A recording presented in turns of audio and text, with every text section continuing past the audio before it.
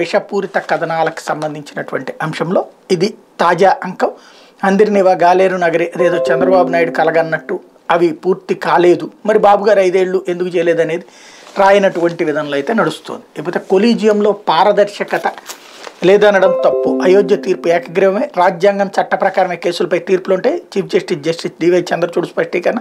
Collegium ప్రక్రియను విమర్శించడం చాలా తేలిక, కానీ ఒక జడ్జి నియామకానికి సంబంధించి అనేక సంప్రదింపులు జరుగుతాయి. ఇందులో ప్రతి దశలోని ప్రక్రియ సరైన దిశలో కొనసాగేలా చర్యలు చేపడతాం. అందుకే కొలీజియంలో పారదర్శకత లేదని విమర్శించడం తప్పు. నిర్ణయం తీసుకోవడంలో నిష్టగా ఉంటాం. సుప్రీంకోర్టు జడ్జిల నియామకం సమయంలో తాము హైకోర్టు జడ్జిల కెరీర్ను మదింపు చేస్తున్నామన్న విషయాన్ని గుర్తుపెట్టుకుని నిర్ణయాలు తీసుకుంటాం అంటూ ఆయన ఇచ్చినటువంటి స్టేట్మెంట్.